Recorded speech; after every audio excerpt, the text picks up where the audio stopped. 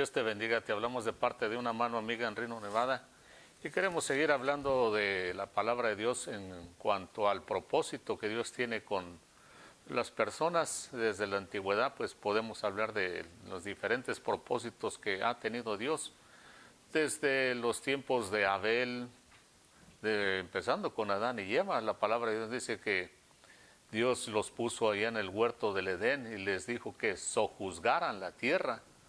Y ese ha sido realmente el propósito final y definitivo de Dios para los seres humanos, que lleguemos a reinar, a gobernar, porque dice la palabra de Dios de que Dios hizo al hombre y a la mujer y les dio todo lo que el Señor hizo a este mundo, y que empezaran a gobernar desde el huerto del Edén. Y les dijo, ustedes van a sojuzgar. Eso de sojuzgar significa que ellos iban a tener dominio sobre toda la creación. Solamente Dios iba a estar arriba de ellos.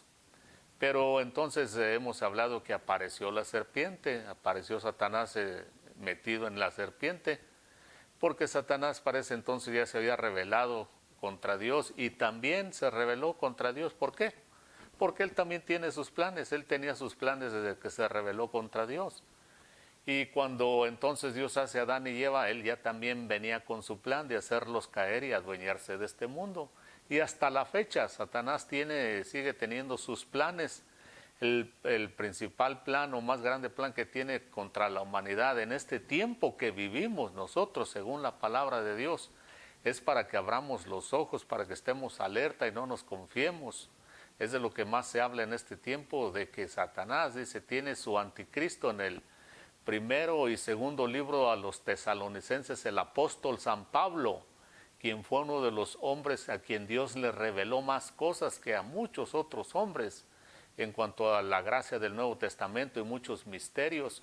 Una de las cosas que le reveló es exactamente en cuanto al anticristo. Ahí habla mucho en el primer libro y segundo libro a los tesalonicenses, donde habla del misterio del arrebatamiento también. El apóstol San Pablo no era cualquier persona, porque hemos hablado de que en el capítulo 11 y 12 del segundo libro a los Corintios, él narra cómo fue sacudido como a trigo para poder recibir las revelaciones y que no se exaltara, que no se fuera a enorgullecer, a llenarse de arrogancia, como le sucedió a Satanás. Dice la palabra que Satanás, cuando era Lucifer, era el sello de la perfección, pero se llenó de arrogancia y cayó, porque ya tenía sus planes también, y hasta la fecha. Entonces ahí está. Vemos cómo uno terminó siendo cizaña y otro terminó siendo y acabó siendo trigo toda su vida, el apóstol San Pablo. Y Dios lo utilizó para que nos revelara de que Satanás tiene el plan en este tiempo, el propósito de levantar un hombre que le van a llamar el anticristo, la palabra de Dios. El hombre de pecado, el hijo de perdición, le da muchos títulos, el asirio, que pues se va a imponer su reinado por 7 años. A la mitad de esos 3 años, de esos 7 años, a los 3 años y medio de su reinado, es cuando va a imponer su marca. Y en este tiempo, en el siglo XXI en que estamos viviendo, tanto en el cristianismo se menciona mucho como en el mundo secular. En el mundo secular mucha gente sabe, gente que no es cristiana, saben de este advenimiento, de esta venida de este anticristo, que ya lo tienen como un líder. Ellos dicen que ya tienen un líder, y por eso vemos tantos problemas en el sistema religioso, en el sistema económico, más que nada en el sistema bancario, porque quieren desestabilizar este mundo para traer a su líder, que es este anticristo, para que él ofrezca soluciones. Ellos mismos están causando el caos, y ellos mismos quieren ofrecer la solución.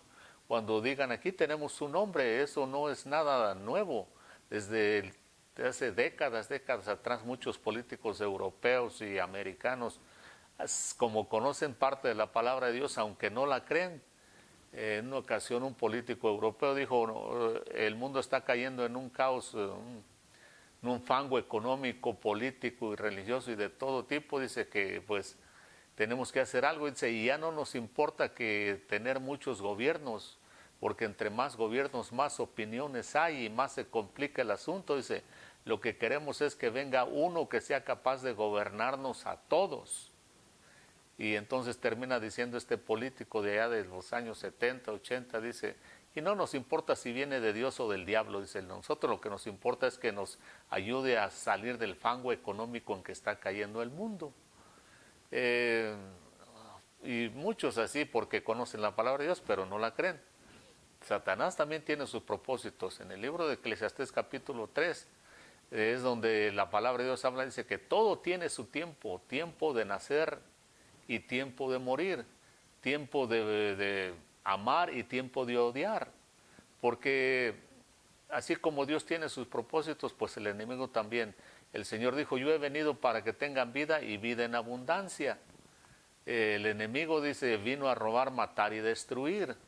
Vea lo que pasa cuando las personas entonces, Dios tiene un propósito con ellos y a veces es necesario que seamos amoldados, que Dios nos prepare para las obras, aquellas que Él preparó desde antes de la fundación del mundo. Lo leímos en el libro de Efesios capítulo 2 y verso 10. Vea lo que Dios tuvo que hacer con el pueblo de Israel, los descendientes de Abraham, porque Dios le dijo a Abraham claramente, cuando le dijo que ofreciera aquellos sacrificios, le dijo, ten por seguro que tu descendencia van a ser extraños y esclavos en una tierra que no va a ser de ellos. Dios le habló allí de que su descendencia iban a ser esclavos. Y vean el libro de Éxodo, entonces en el capítulo 1,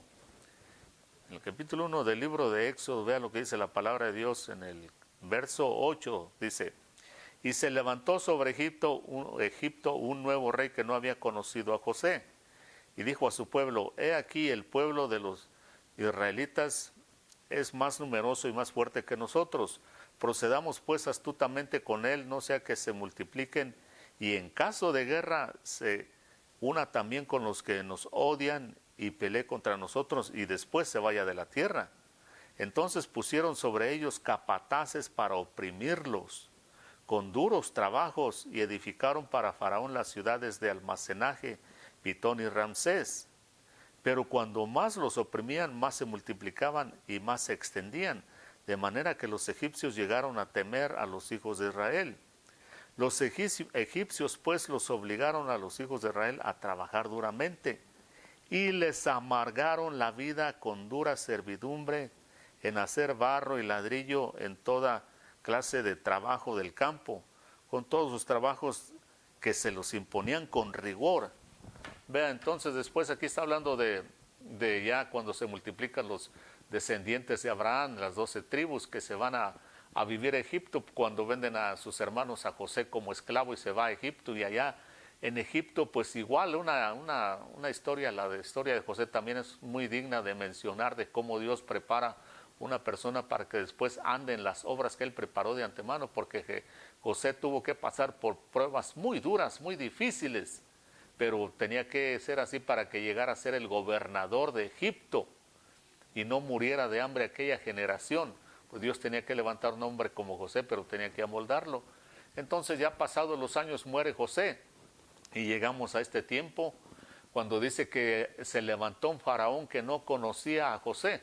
Otras traducciones dice que no reconocía a José o no reconoció lo que José hizo por Egipto. Ahora, esto es una cosa que sería bueno que la tomáramos muy en cuenta.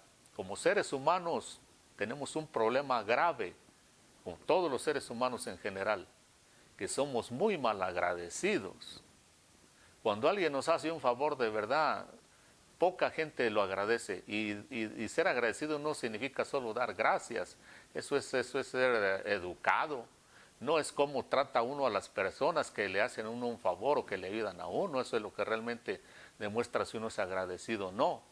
Vea, el Señor Jesucristo vino hace 2000 años y por 2000 años se ha estado predicando la salvación en su nombre, y mucha gente es como si nunca hubiera venido, es como si no existiera.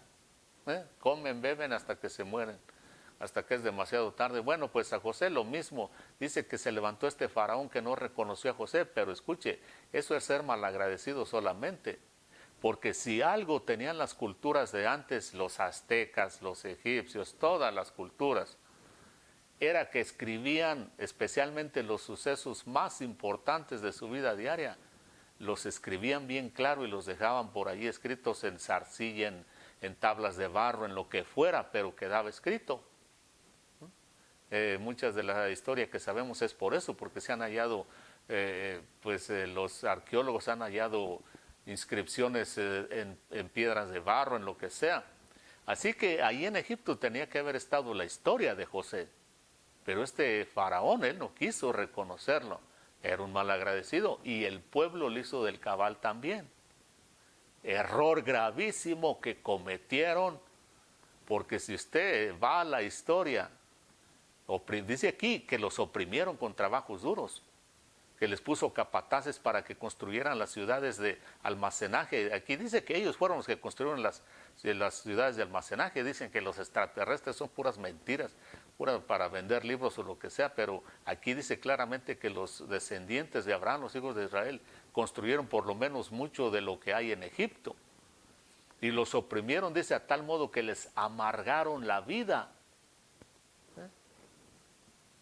Eso es de lo que se trata este mundo y ese es el propósito del diablo.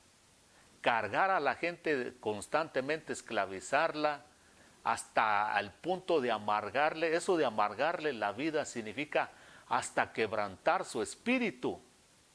Porque cuando uno es quebrantado en el espíritu, uno ya no soporta ninguna prueba, ninguna lucha. Uno está para darse por vencido. Entonces aquí fue lo que pasó, los oprimieron de tal forma que les quería quebrantar el espíritu, el enemigo. Pero el Señor ya les había prometido a Abraham y a los patriarcas de que pues él iba a ir a rescatarlos y después levantó a Moisés y fue y lo sacó, ¿verdad? Y entonces vea lo que es las consecuencias de ser malagradecido. Egipto, después de que Moisés lo sacó, que vinieron las plagas y todo aquello, aquellos desastres, quedó devastado esa nación. Era la más fuerte en ese entonces. Pero después de que se enfrentaron a Moisés o a Dios a través de Moisés, quedaron en la ruina y escuche, Egipto jamás se ha vuelto a levantar. Jamás han podido levantarse. Y lo que es peor, no es que no haya de dónde, porque hasta la fecha pueden seguir escarbando y hallar oro allá en las pirámides y todo lo que hicieron los faraones, pero hay maldición y por eso hemos dicho que cuando hay maldición no hay ciencia, no hay tecnología, no hay nada que los seres humanos puedan hacer, porque la maldición no se contrarresta con nada de este mundo, sino con la bendición de Dios. Y para uno tener bendición de Dios hay que aceptar a Cristo como Señor y Salvador, hay que hacer lo que Dios dice, porque eso fue lo que el mismo Señor le ofreció a esta gente cuando lo sacó de Egipto también. Es que el Señor no hace acepción de personas. Lo sacó de Egipto, Egipto quedó devastado. Era el propósito del Señor, llevarlos a una tierra prometida, pero en el camino se rebelaron mucho contra Él. Acabó con los egipcios Dios por su rebelión, pero a estos israelitas que constantemente se rebelaban contra Dios también, a pesar de que vieron su poder, su gloria y todo, no entraron a la tierra prometida, esa generación. Dios no hace acepción de personas. Tan malagradecidos los egipcios como esos que sacó de la tierra de esclavitud. Vean lo que estamos leyendo aquí. El diablo les amargó la vida, les quebrantó el espíritu, porque esa es la intención, el propósito del diablo, que solamente la gente se entretenga construyendo aquí. Acuérdese que en una ocasión hemos hablado en otras ocasiones anteriores de Caín que dice que cuando Dios lo echó de la presencia por haber matado a su hermano, dice que se fue a la tierra de Nod, que traducido significa la tierra del errante. El errante, ¿y a qué se dedicó Caín? A construir ciudades y andar a vivir en su rebelión contra Dios. Y el apóstol San Juan escribe, dice que era del maligno porque mató a su hermano. Ese es el propósito del diablo, que el ser humano se entretenga y vea a través de toda la historia. ¿No es eso lo que han hecho las civilizaciones? Entretenerse en construir. La gente hasta los admira, hasta admira la cultura que de los aztecas, que de los hindús, que de todas esas culturas antiguas que por sus construcciones, que eran súper inteligentes. Pues sí, pero la maldición nunca se la quitaron de encima, si no, no hubieran desaparecido. La maldición solamente desaparece con la bendición de Dios, porque la bendición de Dios es la que realmente enriquece. Lo mismo es hoy en día, siguen construyendo. Vea, En Estados Unidos, por ejemplo, construyen cárceles, más tardan en construirlas cuando se llenan de criminales. Construyen hospitales, más tardan en construirlos cuando se llenan de enfermos. Y así, las escuelas en Estados Unidos no dan abasto. Están saturadas de niños y pocos maestros, porque la bendición de Dios es la que enriquece y la maldición no desaparece, especialmente cuando uno es malagradecido con Dios. El propósito de Dios no es que vivamos esclavizados, ni mucho menos amargados, sino que seamos libres, porque Él dijo, yo he venido a que tengan vida, vida en abundancia, que estemos llenos de paz. La palabra de Dios dice que Dios quiere que tengamos paz, una paz que sobrepasa todo entendimiento. Quiere que tengamos gozo. El gozo del Señor es mi fortaleza. Quiere que su perfecto amor nos llene. Ese perfecto amor que quita el temor. Ese es el propósito de Dios. En el libro de Jeremías capítulo 11 y verso 29, o 29:11 más bien dicho, el Señor le habla al pueblo de Israel, les dice, mis planes con ustedes son yo tengo planes de bien para ustedes, de darles un futuro y una esperanza, dice, yo quiero hacerles bien. Cuando iban a ser deportados a Babilonia, pero el Señor tuvo que amoldarlos, tuvo que prepararlos para que cuando regresaran de Babilonia lo buscaran de todo corazón y Él pudiera bendecirlos. Siempre el Señor tiene buenos propósitos con nosotros, pero a veces es necesario que Él nos prepare, porque todas las cosas ayudan a bien a aquellos que aman a Dios, de acuerdo al propósito que Dios tenga con la persona. Eso significa, y vamos a hablar en las próximas ocasiones de algo más que cosas que tenemos que aclarar, porque muchas veces la gente piensa que venir a Cristo Jesús no va a haber problemas, no va a haber necesidades. Y escuche, si el propósito de Dios con una persona es que tenga necesidades económicas o enfermedades incluso, es por el propósito de Dios. Pero también en ese propósito, si Dios quiere, puede que la persona tenga dinero, tenga todo aquello que la gente a veces quiere en este mundo. Pero es solamente por el propósito de Dios, porque para Dios lo más importante es el propósito que Él tiene con nosotros. Así que vamos a seguir hablando de eso. Que Dios lo bendiga. Hasta la próxima.